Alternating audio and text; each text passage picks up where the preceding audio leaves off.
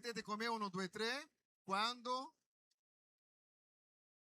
Proverbi capitolo 18, versetto 21, dice così: morte e vita sono nel potere della lingua. Chi lo ama, chi la ama, della mangerai i frutti. La morte e la vita in potere della... La morte e la vita nel potere della lingua. Vedi se c'è qualche cristiano che ha una lingua lunga e vicino a te. Qualcuno che non sa come utilizzare la propria voce, che non sa come utilizzare la propria lingua, che non sa come autoministrare su di sé la parola del Signore. E ci sono persone che passano tutta una vita guardando soltanto le circostanze, aspettando che le circostanze cambiano. Sai, come è inutile vivere pensando soltanto al futuro. Come è inutile vivere pensando soltanto che un giorno le cose cambieranno. È come, apro un parentesi, sposare perfetti. Io mi sposo una persona che non ha gli stessi principi che io, perché io credo che nel futuro ci sarà un cambiamento. Non possiamo vivere di futuro. La Bibbia dice, ci insegna di vivere dell'adesso. Ossia, tutti i principi devono avere adesso, non nel futuro, non là, ma devono essere adesso funzionanti nella nostra vita. E ci sono queste persone che spesso iniziano a pensare soltanto che nel futuro, ma non si rendono conto che c'è un segreto dietro le loro parole, quello che diciamo. E quante vite sono rovinate per le parole che diciamo o per delle parole che si lasciano o che si non dicono. Quello che esce dalla nostra mente determina quello che pensiamo. E allora automaticamente utilizziamo cosa? La nostra bocca. Siamo credenti che nel momento di uscire di casa apriamo bocca per dire: Signore, benedica la mia giornata. Ma con la stessa lingua che benedice la giornata è la stessa lingua con quale maledice il lavoro, è con la stessa lingua che maledice il giorno. Ma noi pensiamo che il fatto di aver fatto una preghiera siamo già a posto. Ma la verità, la Bibbia ti dice che davanti a noi c'è il potere di vita o di morte, di costruire o di distruggere. Tutto dipende di come utilizzeremo la nostra lingua. E è molto importante capire che quando la fede trova una voce, molti di noi stiamo vivendo oggi ciò che abbiamo dichiarato ieri. E alcuni hanno passato anni dicendo: non ce la farò mai. Non so se conosci delle persone così, che sono ottimiste quando si svegliano e pessimiste durante la giornata. Altri dicono così: nulla funziona a me. La mia famiglia non ha mai avuto nulla. Altri dicono così: sono nato per soffrire, senza accorgersi che hanno iniziato a accordarsi con la sconfitta. E quando noi diciamo queste parole, fin dall'inizio della creazione, vediamo un principio spirituale potente, che la Bibbia parla che Dio disse. Ripetete con me: Dio disse. Ogni cosa che Dio ha creato è nata da una parola. Non esisteva, ma Lui disse. E dal momento che Lui disse, così fu. Ha un potere incredibile nella parola del Signore e ha un potere incredibile in quello che noi diciamo. E è molto importante capire che la luce apparve dopo una parola. La terra fu ordinata dopo una parola. La vita comparve dopo una parola. E le parole hanno potere. Ripetete con me: le parole hanno potere. La domanda è: come utilizzate le vostre parole? Come state utilizzando le vostre parole per il vostro matrimonio, per le vostre finanze, per la vita spirituale? Come state utilizzando la vostra parola nelle giornate? Perché esistono cose che non dipendono totalmente da Dio, dipendono anche dalla condizione che Dio ha dato a ognuno di noi quando dice: io metto davanti a voi la vita e la morte, scegliete. Come vogliamo procedere nelle nostre giornate? Come vogliamo procedere nella nostra vita? Poi potete girare queste casse adesso. Grazie. Come possiamo procedere nella nostra vita quando vogliamo conquistare o quando siamo davanti a una sconfitta, a un problema, a una sfida? Oggi Dio ci chiama ad allineare la nostra parola alla sua volontà. Volete imparare questo nel nome di Gesù? Come posso allineare la mia parola alla volontà di Dio? Non basta essere ottimisti, pensiero positivo, come oggi si impara con tanti corsi su internet, YouTube. Dovete dire parole, parole, parole, ripetete, sono ricco, bello e potente, sono ricco, bello e potente. E uno dice così, diventerai ciò che dici. Sai che non è proprio così, ma c'è una verità in questo. Perché la Bibbia è il principio di tutto. E come base, numero uno, stai scegliendo il tuo futuro ogni giorno. Stai scegliendo il tuo futuro ogni giorno. Deuteronomio nel capitolo 30, nel verso 15, dice così. Vedi, io metto oggi davanti a te la vita e il bene, la morte e il male. È una decisione. E quante volte, non soltanto per il fatto di essere credente, non posso dire certe parole, ma per il fatto di aver capito qual è il principio che muove il mondo. Io non so se avete visto già dell'esperimento scientifico che quando mettono il riso cotto, due recipienti di riso cotto, a quale uno tu dici delle parole negative a questo riso e comincia a diventare tutto marcio. E l'altro che tu hai fatto delle parole belle continua sempre. Ha un potere che viaggia, secondo la Bibbia, nelle cose che noi diciamo. Ossia, quello che diciamo non è una responsabilità di Dio, è una nostra responsabilità. E questa responsabilità che noi abbiamo, dobbiamo capire che ci sono tante benedizioni che possono arrivare e altre che non arriveranno soltanto per quelle che stiamo dichiarando. Dio è onnipotente, ma Lui ha dato anche il principio del potere che ha le nostre parole. E quando abbiamo un problema nelle nostre parole, vediamo che Dio ha posto davanti a noi una scelta. Tu puoi scegliere di essere d'accordo con la fede o con la paura. Esistono persone che pregano, ma è pieno di paura, con sensazioni di sconfitte basate su il loro pensiero di sconfitta del passato, associando oggi con ieri, qualcosa che è andato storto. Allora non riesco a dare il prossimo passo. Perché? Perché nonostante vengo, ascolto la parola, prego, leggo la Bibbia, la mia bocca non è d'accordo con la volontà di Dio. E ricordate che affinché Dio ci possa benedire, mi serve qualcosa, perché non ho nessun ritorno, resterò senza voce, vi prego nel nome di Gesù, perché sono senza voce alla fine del culto. Grazie. Allora, la cosa importante nella nostra vita è che Dio ha un piano per noi. Dio ha un piano per noi.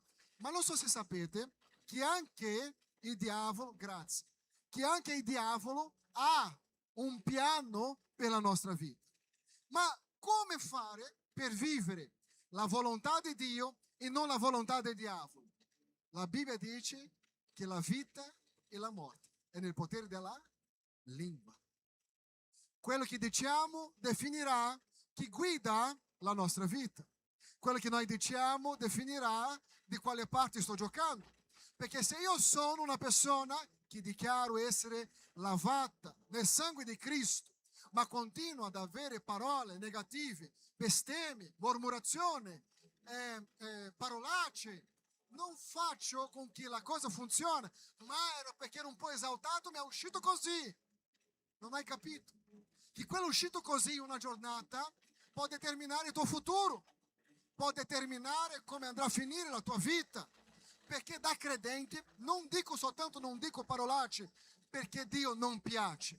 Perché io ho capito che il principio della benedizione e della maledizione sta in ciò che io dico. È così importante. Quando una donna sposata guarda il suo marito e dice: ma tu non sei nessuno. Sai cosa diventa quell'uomo? Un nessuno. È incredibile come abbiamo il potere di costruire e di distruggere.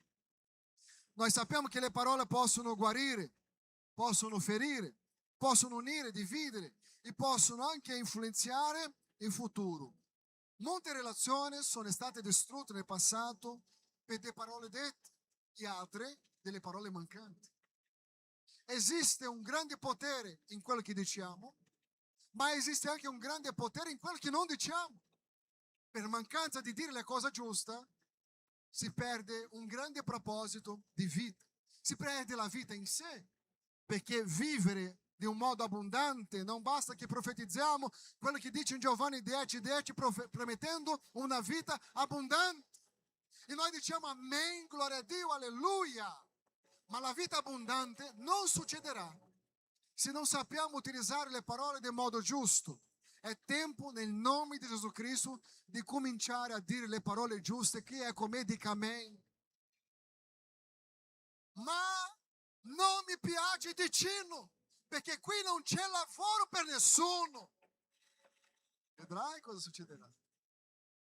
Non si tratta della localizzazione geografica, perché Giuseppe era prospero mentre era prigioniero e la sua prosperità era così grande che mentre era a casa di Potifar come schiavo, la Bibbia dice che tutto quello che lui metteva la mano prosperava. E prosperava per il suo padrone, non per lui stesso, ma perché la prosperità era con lui. Non si tratta dell'ambiente dove sono, si tratta chi è con me. Si tratta di utilizzare le giuste parole nel luogo giusto, nel modo giusto. Quello che la scienza sta scoprendo ora, la Bibbia ha già rivelato, però esiste un gruppo di credenti intorno al mondo che non piace vivere secondo la parola, ma che piace vivere secondo se stessi, no? Perché secondo me incomincia a lamentare. E lamentiamo, pensando una domanda. Voi che siete esperienti e avete passato da 25 anni di età, chi conoscete che lamentando ha risolto qualche problema? Non c'è. Il lamento non ci aiuta a risolvere nessun problema. Perché la fede biblica coinvolge sempre il cuore e la bocca. Ripete con me, la fede biblica coinvolge sempre il cuore e la bocca. Il cuore e la bocca. Se sei un cristiano, se sei una persona che vuole camminare come un vincente in questa vita, ci sono dei principi biblici che ci aiutano a vivere in modalità che a Dio piace. Ricordando che la benedizione che libera il Signore deve avere concordanza tra il cuore e la bocca. Ripetete con me, cuore e la bocca. Perché questo è il modello per ogni cosa. In Romani, capitolo 10, dirà così nel versetto 9. Perché se con la bocca avrai confessato Gesù come Signore e gli avrai creduto con il cuore che Dio l'ha risuscitato dai morti, sarai salvato. Il modello è: con la bocca avrai confessato e con il cuore avrai creduto. Non c'è un altro modello. Io non posso uscire di qui credendo nel mio cuore, ma confessando diversamente. Io non posso avere una giornata stupenda, essere gioioso nel mio cuore e dire gloria a Dio perché è andato tutto bene, gloria a Dio perché il documento è uscito, gloria a Dio perché ho ottenuto la casa, la macchina, la vittoria. Ma quando arriva il giorno male, non possiamo dimenticare che il cuore è già stato reso al Signore e che la bocca deve continuare a confessare Lui. Ricordate di Giobbe e la sua moglie. La moglie arriva da lui un giorno malvagio e dice: Giobbe, maledici il tuo Dio e muore. Perché maledici? Perché guarda cosa Dio ha permesso che accadesse proprio a te. E Giobbe, con cuore in Dio, non entra in quello che dice la donna, ma lui dice a lei: tu parli come una pazza. Perché il bene di Dio ha accettato e il male non vuole accettare. Dio ha dato, Dio ha tolto. Cosa ha fatto Giobbe? Benedetto sia il nome del Signore. Il modello è credere nel cuore e confessare con la bocca. E la Bibbia dirà così di Giobbe, che lui dice così: io ancora nella mia carne vedrò il Signore. Giobbe era malato. Secondo alcuni studiosi dice che a causa della malattia di Giobbe aveva perso tutte le unghie E la Bibbia dirà che Giobbe ha preso un sasso per grattarsi. Puoi immaginare un uomo temente al Signore che si allontanava dal mare in questa condizione? Aveva tutto il diritto di maledire, ma rendendo conto Giobbe, che è un grande esempio, nel suo cuore apparteneva a Dio, automaticamente lui non ha imprestato la sua bocca per maledire a Dio. Anzi, così come lui ha detto, ancora nella mia carne vedrò il Signore, lui sta dicendo così in altre parole: prima che io venga a morire, il Signore si manifesterà a mio favore. Ma lui dice questo quando la moglie li aveva abbandonati, i 10 figli erano morti, tutti gli amici li accusavano di aver peccato. Puoi immaginare la situazione quando la gente non capisce il processo che uno passa e arriva con delle accuse senza rendersi conto che sta essendo usato da Satana affinché tu venga a dire parole che Dio non ha mai detto. Non ha mai detto. Però Satana sa chi usa. Di solito sono persone molto deboli nella fede. E lui si serve di queste persone affinché di creare una situazione difficile affinché tu venga a dire: sì, Signore, è proprio così, io getto la spugna. Ma ricordando che la grande questione è che il nostro cuore deve camminare d'accordo con la nostra bocca. Questo è il modello: prima tu credi nel cuore, dopo confessa con la bocca. Ripetete con me: credere nel cuore e confessare con la bocca. Alleluia. Se tu vuoi avere una vita positiva, non puoi avere una bocca negativa. Come posso voler essere una persona su con la bocca dicendo cose che Dio non ha mai detto? Ah, basta un problema al lavoro, un problema, io sono arrabbiato e comincio a piccare tutte le cose. Devi capire, ma sei un credente, non sei una persona qualsiasi, sei un portatore dello Spirito Santo. E come portatore dello Spirito Santo non importa quanti doni spirituali tu hai, se non manifesta in te il frutto dello Spirito. E una delle condizioni del frutto dello Spirito è che dobbiamo essere allineati con la volontà di Dio, perché il frutto dello Spirito è la manifestazione di Dio in noi, tramite di noi. Ma mi dica un cristiano che non ha pazienza, no? Perché pastore, basta una cosa, manca il frutto dello Spirito. No, perché il mio carattere è così, manca rendere il carattere a Cristo. Non perché, basti scusa. Perché la Bibbia dice che il vostro parlare sia sì, sì, no, no.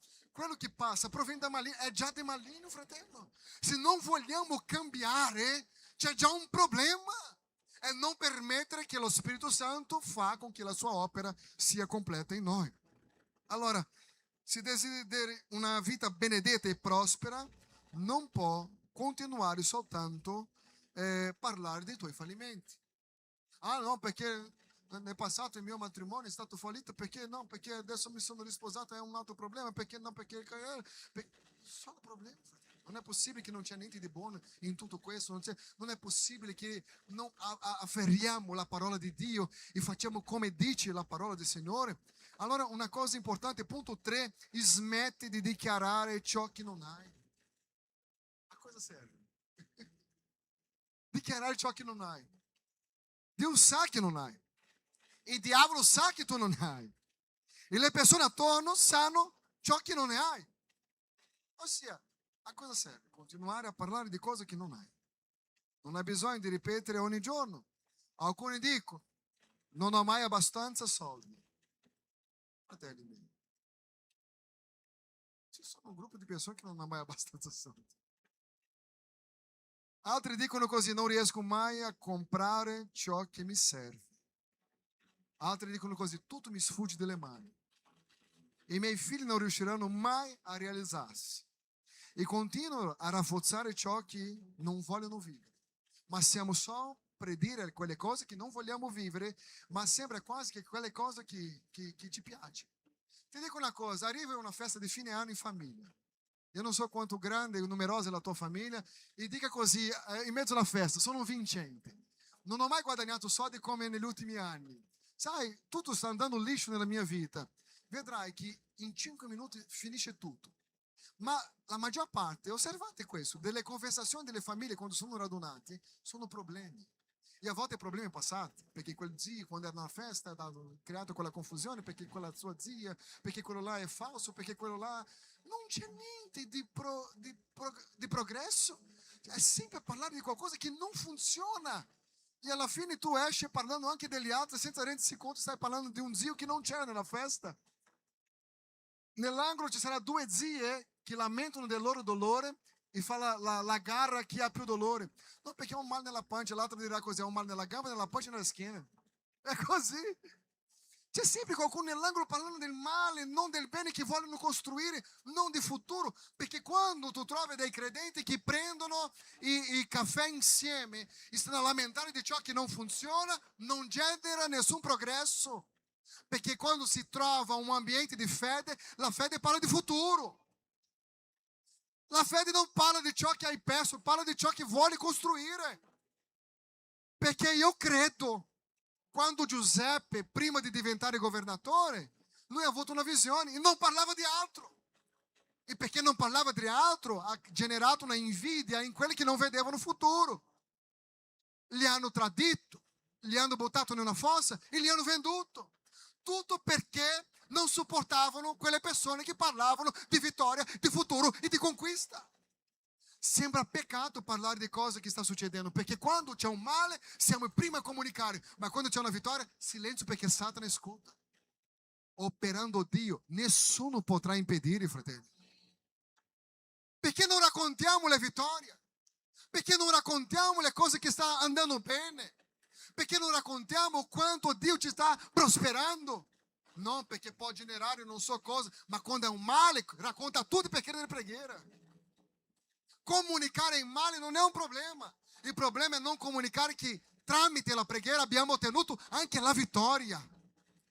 C'era una situazione impossibile. Grazie per aver pregato. Grazie fratello, sorella, da vicino, da lontano.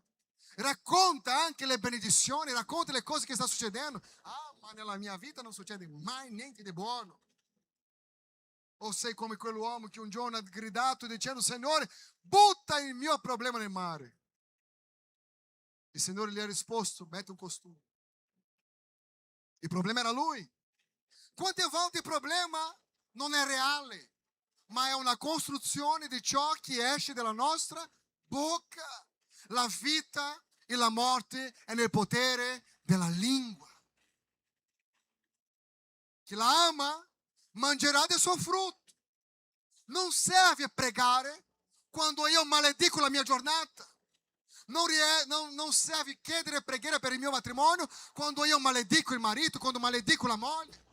Non serve chiedere preghiera per i figli quando dalla mia bocca io dichiaro sono dei demoni. Piccola peste.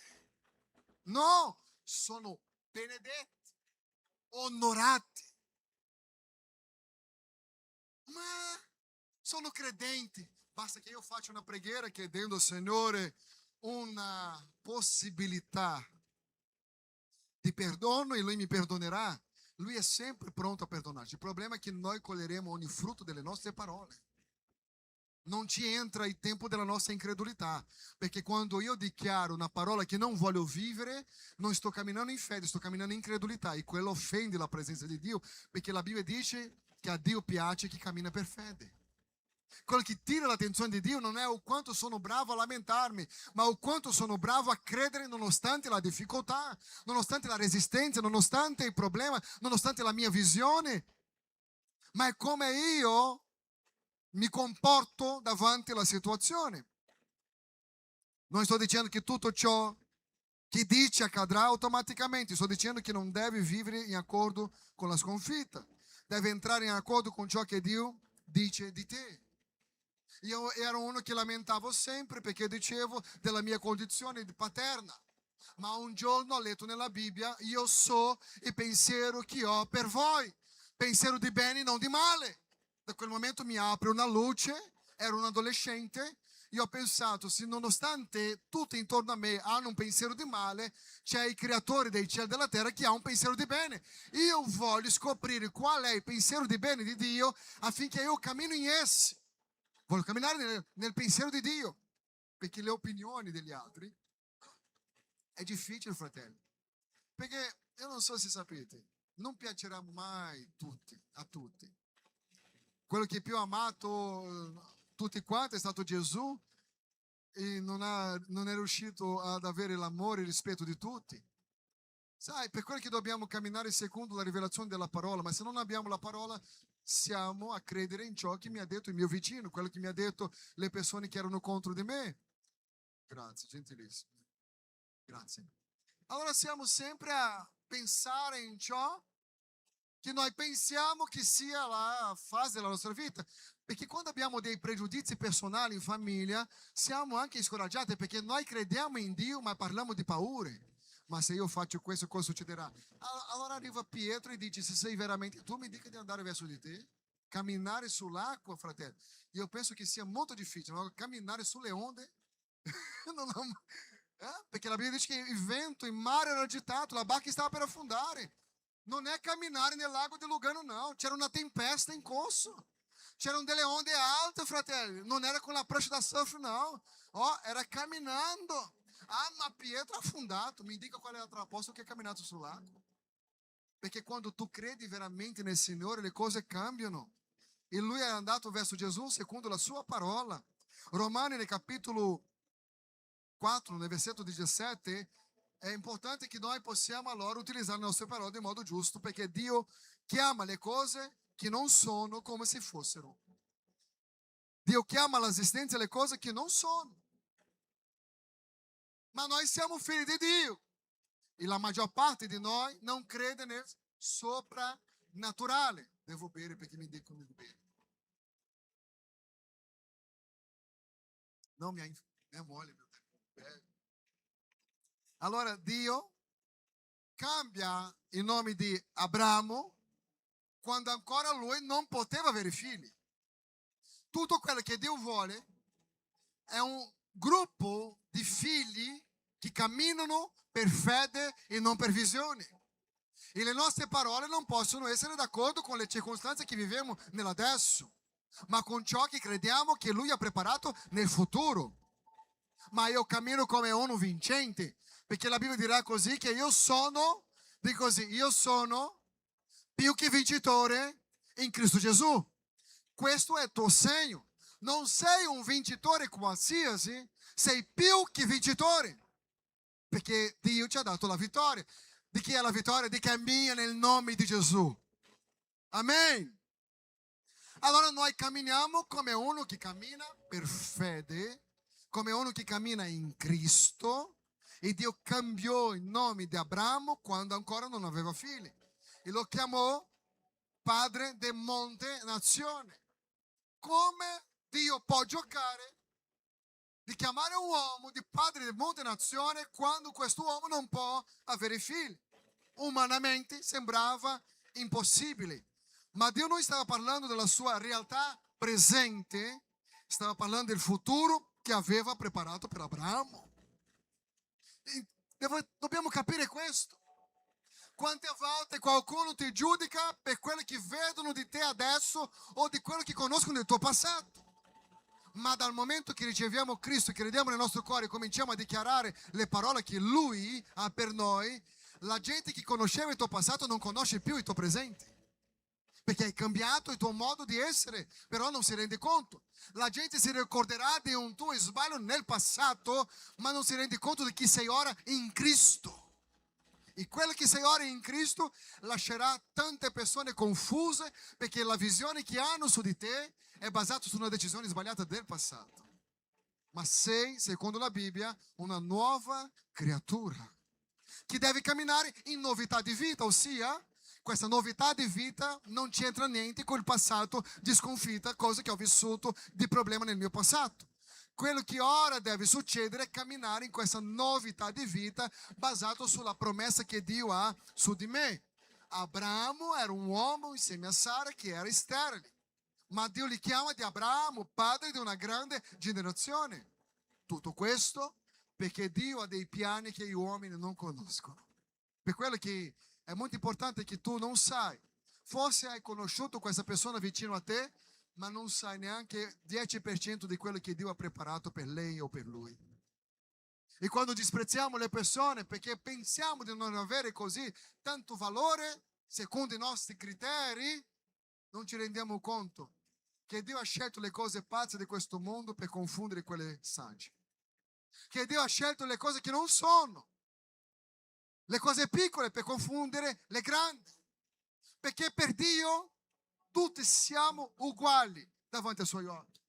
La differenza è in una cosa: come utilizzeremo il nostro tempo, la nostra bocca, dal momento che abbiamo ricevuto Lui come Signore e Salvatore. In Romani 4:18 dirà così: e Ele, sperando contro speranza, credette. Guarda che Dio chiama l'esistenza le cose che non sono, chiama Abramo, e Abramo non ha detto al Signore: non posso avere figli, sono infertili, sono una persona problematica. Abramo dice, sperando contro la speranza, credette. Dio sta chiamando qualcuno. E risponde e dica poi cosa Lui vai parlare con noi. No, questa chiamata è così bella, né? Così ci fa ricordare i tempi passati. Abramo credette quando non c'era motivi naturali per credere. La domanda è: cosa non ci porta ad avere motivi naturali per credere? Guardate me, fratello, è solo un telefono che è sbagliato. Guardate me, cosa succede nella tua vita ora che ti dice è impossibile? È impossibile vedere la conversione di quella persona, è impossibile vedere la guarigione di quella persona, è impossibile vedere la mia vita finanziaria cambiata, è impossibile vedere i miei figli ai piedi della croce, è impossibile vedere una vita prospera, è impossibile. Qual è la impossibilità? Perché vogliamo pregare proprio su questo. Io voglio che tu alza una delle tue mani in questo momento. Io voglio che tu presenti a Dio quello che è una impossibilità davanti ai tuoi occhi oggi. Per te, con le risorse naturali, per te è impossibile.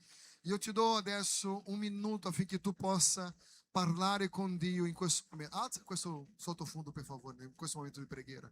Ti do un minuto per parlare. Signore, questo è impossibile, è la conversione, è la mia vita finanziaria, è la mia vita spirituale, è l'abbandonare un peccato, è lasciare la menzogna, è lasciare ogni cosa. Signore, questo è un incubo per me perché nascondo questo del mio passato.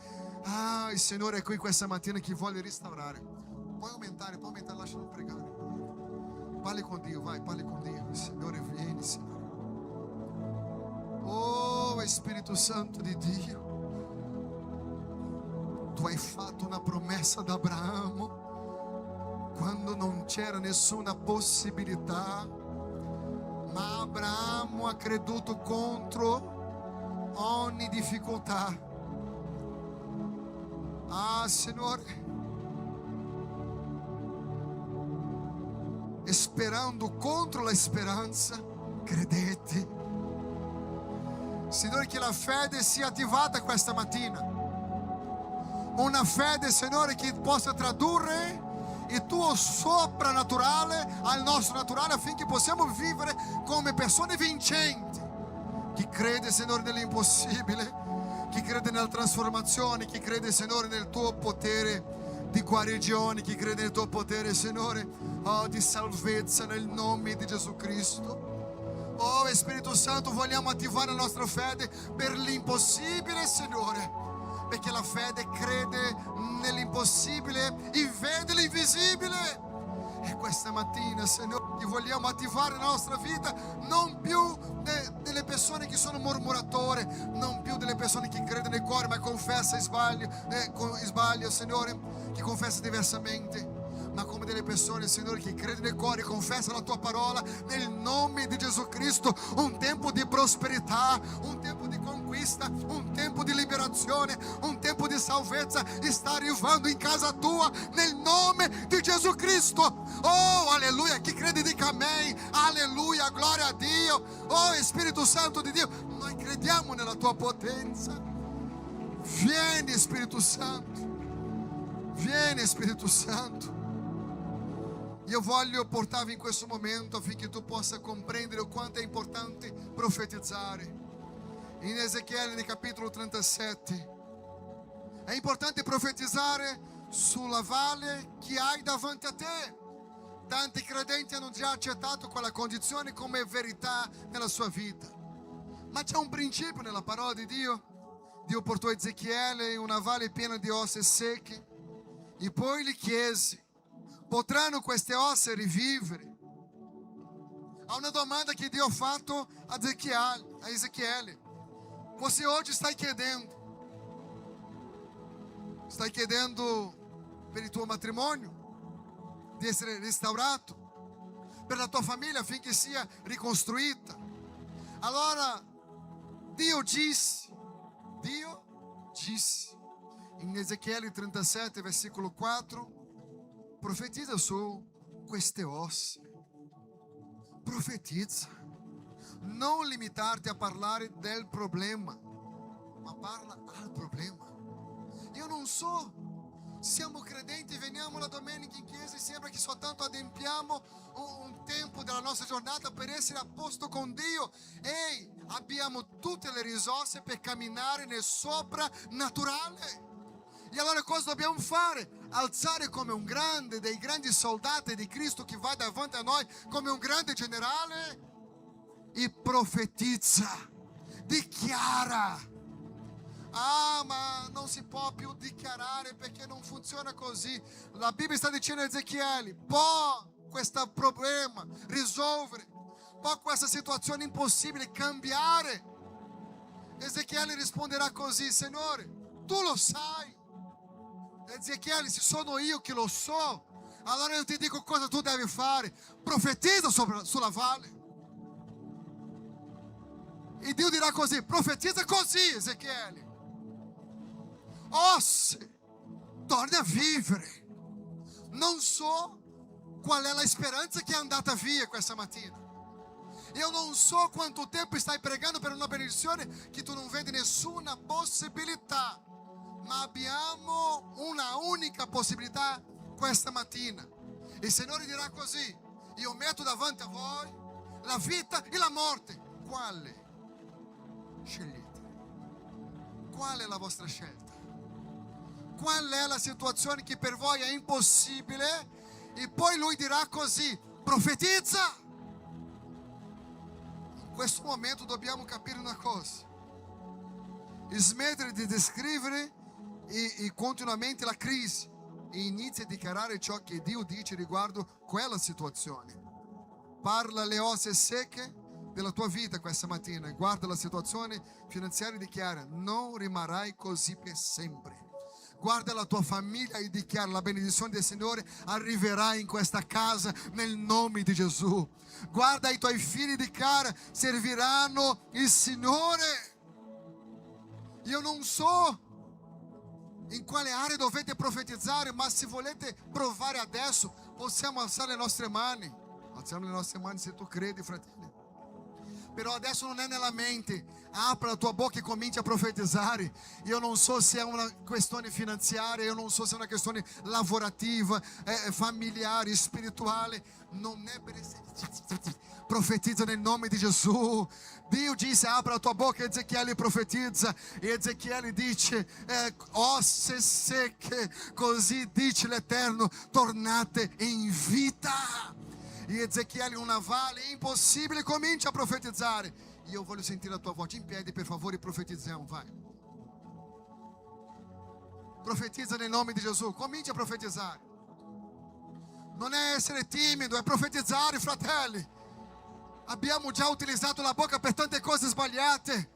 Questa è un'opportunità di dire: Signore, io credo nel mio cuore. Signore, io dichiaro con la mia bocca, Signore, io profetizzo la tua volontà.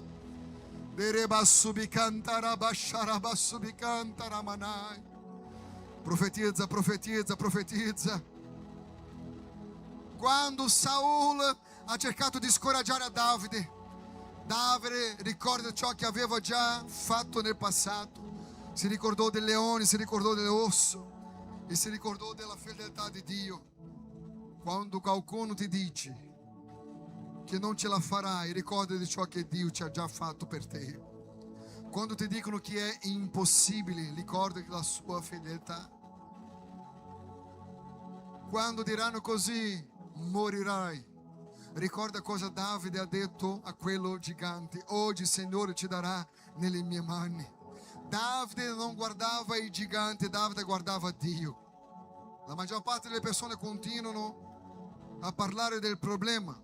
Davide parlava continuamente della grandezza del suo Dio.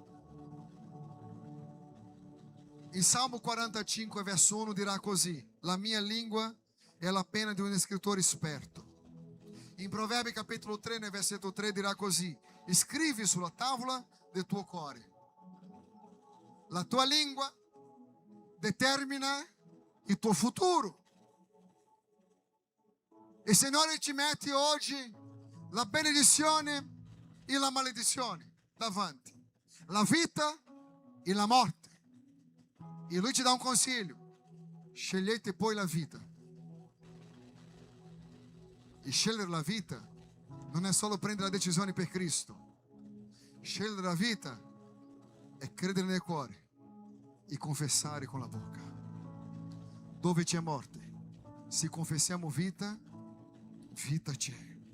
Ogni volta che confessi la parola di Dio, essa viene scritta nel tuo cuore. Cambia la paura, cambia il dubbio, cambia la sconfitta, cambia la disperazione. E non basta smettere di parlare negativamente. Alcuni mi dicono: pastore, ho smesso di parlare negativamente e nulla è cambiato. Ma c'è una differenza. Smettere di parlare male non significa di aver iniziato a parlare bene. È tempo di profetizzare nel nome di Gesù Cristo. Sei stato in una situazione di pregiudizi personali, emotivo, situazioni varie della tua vita, un insieme di cose che ti volevano fare mollare, gettare la spugna, principalmente la presenza di Dio, ma dovete fare come l'ho fatto qualche anno fa. Quando giravo per le stanze di casa mia durante la notte, perdevo il sonno per la preoccupazione, dicevo: Signore, non riuscirò, Signore, non ce la farò. E tutto quello che dichiarava diventava ancora più pesante. Ogni decisione che dovevo prendere, ogni situazione della mia vita, ogni cosa andava sempre male. Io predicavo in chiesa, arrivavo in casa dicendo: Signore, è troppo difficile, per me non è possibile, Signore, non è possibile. Durante la notte mi sono svegliato e ho sentito la voce dello Spirito Santo che dovevo cambiare il mio modo di parlare. E ho cominciato a autoproclamare la parola di Dio su di me.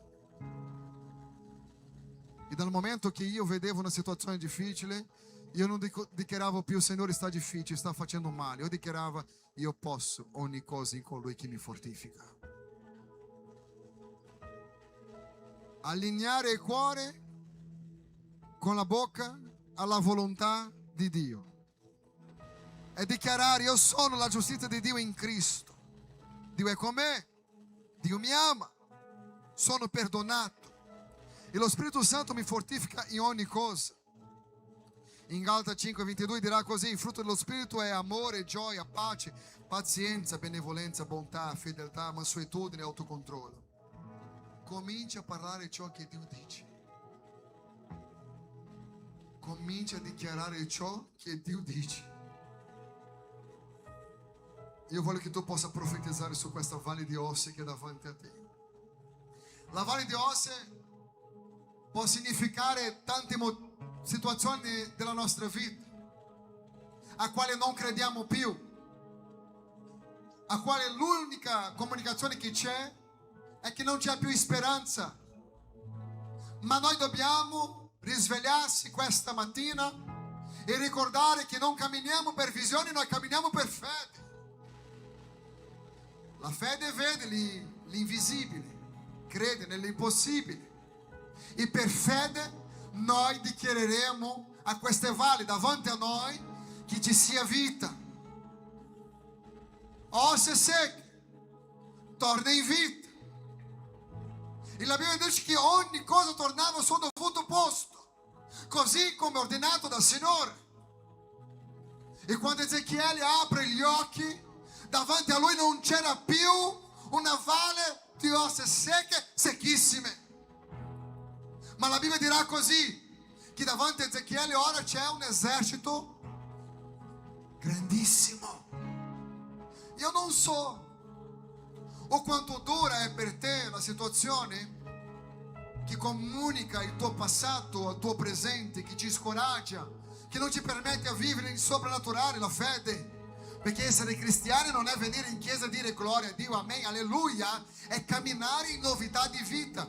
Non camminiamo in novità di vita quando siamo d'accordo con le parole negative, camminiamo in novità di vita quando dichiariamo la parola di Dio, dichiariamo vita dove c'è morte, dichiariamo esistenza di cose che non esistono come se fossero già. Questa è fede, è credere che sarò quello che Dio ha detto che sarò, non perché vedo possibilità, ma perché l'ha detto Lui. E la Bibbia dice che Lui non è uomo per mentire, né figlio di un uomo per pentirsi, che se Lui ha detto, Lui lo farà. Non si tratta della mia possibilità di fare, si tratta che colui che l'ha fatto la promessa è fedele e non torna indietro la sua parola. Questa mattina vi voglio incoraggiare a camminare per fede. Questa mattina vi voglio incoraggiare a camminare in Cristo, vi voglio incoraggiare a lasciare il passato, a lasciare il disânimo, a lasciare la sconfitta e dire: Signore, io vivo non secondo la circostanza di ciò che vedo, ma secondo la tua parola. È la parola del Signore che farà la differenza questa mattina. Non è quello che ci ha detto il vicino, non è quello che ci ha detto la persona che è prossima vicino a te, non è quello che ci ha detto nel tuo passato i tuoi genitori di sconfitta, che tu non eri nessuno. La Bibbia dirà così: io so il pensiero che ho per voi, pensiero di bene e non di male, per darvi una fine e una speranza. Il Signore questa mattina ti riempie di speranza. Sapete perché? Perché a Lui non è legato a un spazio geografico, a Lui non è interessato quanto hai vissuto di sbagliato nel tuo passato. Oggi prenda una decisione in Cristo e dica: Signore, io allineo il mio cuore alla mia bocca, alla tua volontà, Signore. Non darò più voce alla sconfitta, non darò più voce alla parola di Satana, io darò voce alla parola di Dio su di me. E Dio dirà così: figlio amato, figlio scelto. Ah Signore, io mi sento così solo, io sono così sola, io sono tanto solo, non ho nessuno. E la Bibbia dirà così: anche se tua madre o tuo padre ti abbandona, io sarò con te. Forse tu dirai: così sono scoraggiato, perché sai, sembra che non c'è più niente che io possa fare. La Bibbia dirà così che lo Spirito Santo di Dio è con noi fino alla fine. Oh Spirito Santo di Dio, vieni a toccare questa mattina, vieni a riempire i nostri cuori di fede, di speranza, Signore. Non vogliamo comunicare la grandezza del problema, ma vogliamo comunicare al problema la grandezza del nostro Dio, un Dio di alleanza, un Dio di promesse, un Dio che fa ogni cosa secondo la sua volontà. Dio è colui che chiama le stelle nella sua presenza e loro si presentano e dicono: sì Signore. A Lui la gloria, a Lui l'onore, Signore. Perdona, Signore, le giornate che abbiamo aperto la nostra bocca, che non concordante con la tua parola, Signore. Sappiamo, Signore, che i giorni non sono facili, ma vogliamo camminare per fede, non per visione. Vogliamo camminare nel soprannaturale questa mattina. Io non so quanto grande è il problema che tu hai, ma se hai un problema è un campo per i miracoli questa mattina. Oh Spirito Santo di Dio, è tempo di profetizzare. Apri la tua bocca e profetizza. Dichiara questa valle davanti a te, vita abbondante nel nome di Gesù. Apri la tua bocca, voglio sentire la chiesa che prega. Chi prega, dica nel nome di Gesù: Signore, io vivo secondo la tua parola, Signore. Io non sento ancora la chiesa. Io non sento ancora la chiesa. Apri la tua bocca e comincia a profetizzare. Vai. Quando la fede trova una voce, oh rebassubi cantaramanai. Signore, io cammino per fede. Io dichiarerò la tua parola, non nel momento di che sono un po' esaltato, nel momento che sono arrabbiato, non aprirò la mia bocca per dichiarare la parola di Satana. Non voglio vivere i piani di Satana, voglio vivere i tuoi piani su di me, Signore. Padre, nel nome di Gesù Cristo, questo momento, Signore, cammineremo in fede da oggi in poi, Signore. Chiediamo, Signore, che tu possa ungere le nostre labbra, Signore. E Spirito Santo di Dio, e questa mattina riempi i nostri cuori, riempi la nostra bocca, riempi il nostro cuore, Signore. Cammineremo in vittoria, testimonieremo la tua presenza nel nome di Gesù. Vieni, Signore, vieni a toccare la nostra vita, vieni a toccare i nostri cuori. Ore basumi cantarabashai. Oh Spirito Santo, oh Spirito Santo. Serebacarabasumi cantarabashai. Sopra ogni oscurità, sulla mia famiglia, dichiaro il santo nome, Gesù, il tuo nome proclamiamo, Gesù sulla città, sopra ogni nemico, sopra ogni oscurità, sulla mia famiglia, dichiaro il santo nome, Gesù, il tuo nome proclamiamo, il tuo nome proclamiamo, Gesù sulla città, sopra ogni nemico, sopra ogni oscurità, sulla mia famiglia, dichiaro il santo nome, Gesù. Ogni potere dichiara. Potere.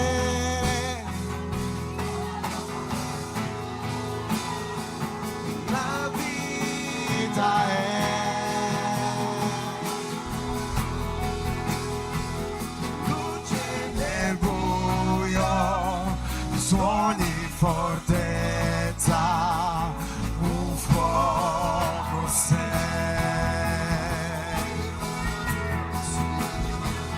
Ogni potere ha il tuo nome, cura, la vita è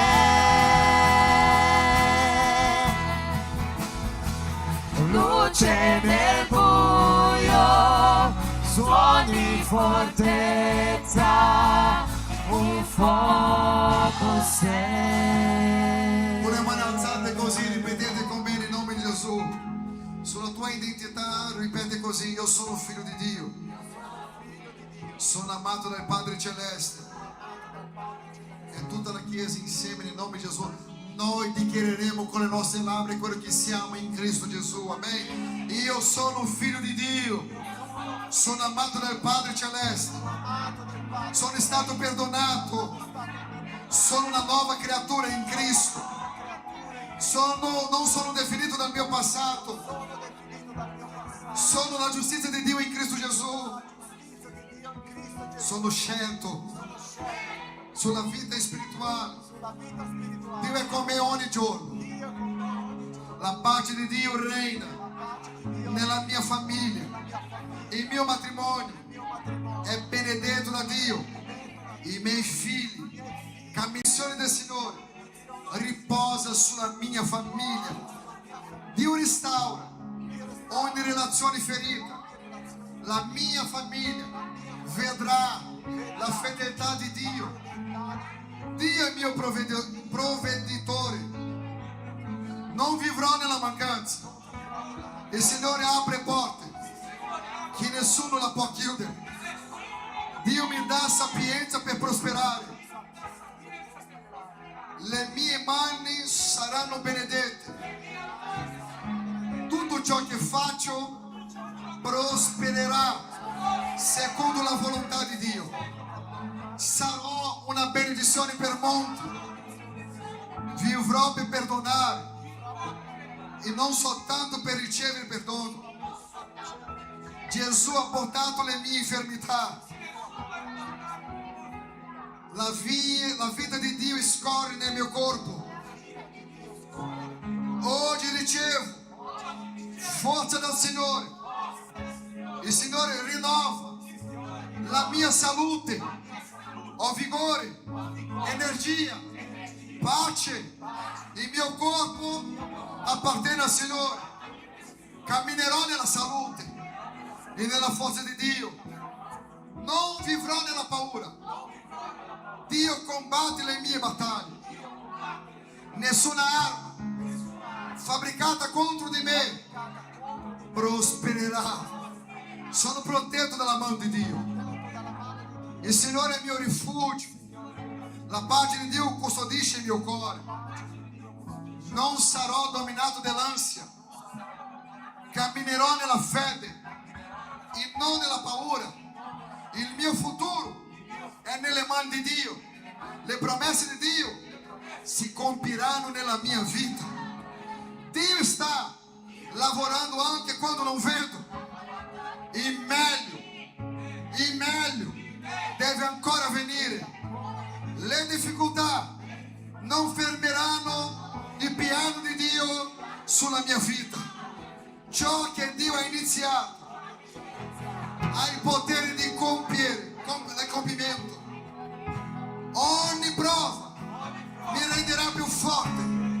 Sono più che vincitore in Cristo Gesù. Con le mani alzate così, adesso così. Giorni migliori stanno arrivando. Le porte chiuse si apriranno. Le persone giuste arriveranno. Le promesse di Dio si realizzeranno. Vivrò il proposito per cui sono nato. Sarò luce dove Dio mi ha posto. Porterò frutto di ogni stagione. Vedrò la bontà del Signore nella terra dei viventi. Il Signore farà infinitamente di più di quanto possa chiedere o pensare. La mia storia glorificherà il nome del Signore. Profetizzeremo, dichiareremo la parola del Signore. La mia bocca parlerà di vita, la mia bocca parlerà di speranza. Alleluia. Dichiaro santo nome, Gesù, il tuo nome, tutta la chiesa insieme, il tuo nome proclamiamo, Gesù sulla città, sopra ogni nemico, sopra ogni oscurità, sulla mia famiglia, dichiaro il santo nome, Gesù, il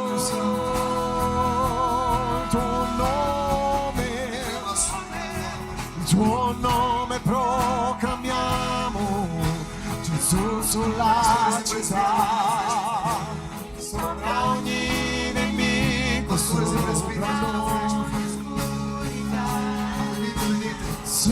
mia famiglia, dichiaro il santo nome, Gesù. Oh, Spirito Santo. Noi faremo un corridoio qui in preghiera nel nome di Gesù. Nel nome di Gesù Cristo. Mi serve un corridoio, così che la gente possa passare. Bravi. Voglio chiedere al tuo aiuto. Se tu desideri, noi vogliamo parlare. È alto, né? Scusate. Vogliamo dichiarare la parola del Signore sulla tua vita, perché siamo benedetti in Cristo Gesù. Noi faremo da questa parte e noi passeremo qui. Loro non ci tratteranno, ok? È solo un passaggio, perché senão diventa molto lungo. E noi dichiareremo la parola del Signore, perché non sappiamo come le persone sono entrate, non sappiamo come, ma sappiamo come possono uscire. Benedetta nel nome del Signore Gesù. Sei un ambiente di fede di speranza e di pace. Il Signore questa mattina restaura la tua vita nel nome di Gesù Cristo. Se volete, fate una coda qui e profetizziamo, preghiamo nel nome di Gesù Cristo.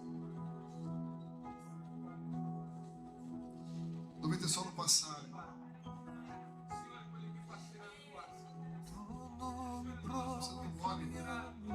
Alguém pode dar óleo? Sopra o inimigo, sopra onde escuridão, sulla mia famiglia, dichiara il santo nome, Gesù. Oh, Espírito Santo de Deus. Tuo nome proclamiamo, Gesù sulla città, sopra ogni nemico, sopra ogni oscurità, sulla mia famiglia, dichiara il santo nome, Não tem ninguém registrando esse momento? Não tem ninguém registrando esse momento? tuo nome proclamiamo, Oh, Espírito Santo. Gesù sulla città, Nós declaramos, Senhor, sopra um ogni novo tempo, Pai. nemico, sopra Um novo ogni tempo, Jesus. É pela glória de Tua santo la nome. mia famiglia, É no Teu santo nome, chiara il Jesus. santo nome, Oh, Espírito Santo. Oh, Espírito Santo. Oh, Espírito Santo tuo de Deus. nome proclamiamo, Gesù sulla Ele massubi cantarabacharabassi sopra ogni cantarabacharabassi. nemico, Com sopra o cuore si crede, com a boca si confessa que Jesus Cristo é Signore. sulla mia famiglia, Eu voglio domandare questa mattina se in mezzo a noi c'è qualcuno che vuole consegnare la sua vita a Gesù. Ou se c'è qualcuno che vuole riconciliarsi con Cristo. C'è qualcuno in mezzo a noi, o qualcuno che sia online, che questa mattina vuole prendere una decisione di vivere per Cristo.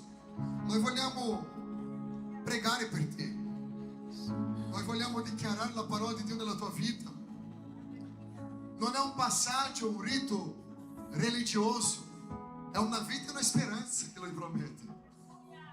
Lui non ci promette una chiesa, ci promette la eternità. E la via dalla eternità sta nella decisione che prendiamo in Cristo. Quando permettiamo che lo Spirito Santo, la Bibbia dice così, quando sentite la voce dello Spirito Santo, non indurire i vostri cuori.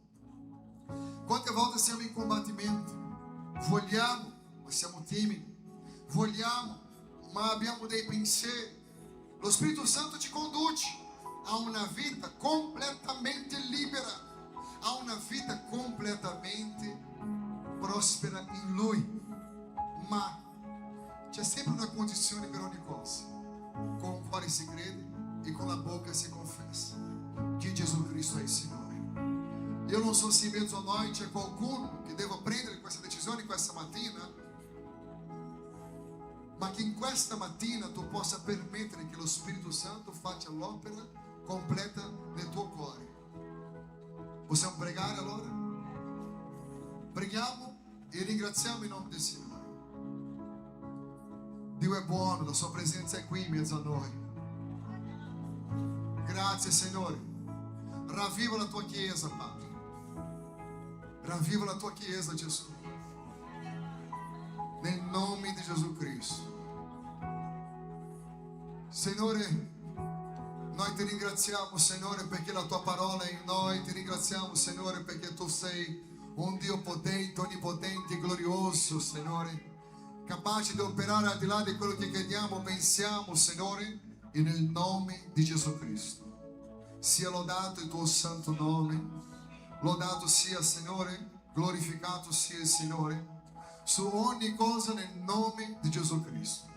Oh Dio di alleanza, Dio di potere, Dio di grazia, noi dichiariamo che da questa mattina la nostra bocca, Signore, è unta dal Signore. Non uscirà nessuna parola che dà forza al piano che il nemico ha per noi. Da oggi abbiamo scelto la vita, cammineremo in novità di vita. Quando le cose andranno tutto bene, glorificheremo il tuo santo nome. Quando le cose andranno un poco male, glorificheremo il tuo santo nome, per avere, Signore, il riconoscimento che tu hai dominio su ogni stagione della nostra vita, Signore. Grazie per la tua potenza, grazie per il tuo amore, grazie per la tua misericordia, nel nome di Gesù Cristo. La Chiesa dica: che l'amore di Dio, che la grazia di Gesù Cristo e la comunione dello Spirito Santo siano con tutti. Tutti dicono amen. Una buona domenica, un applauso a Gesù. Salutatevi uno agli altri, che Dio vi benedica nel nome di Gesù. Buona domenica a tutti.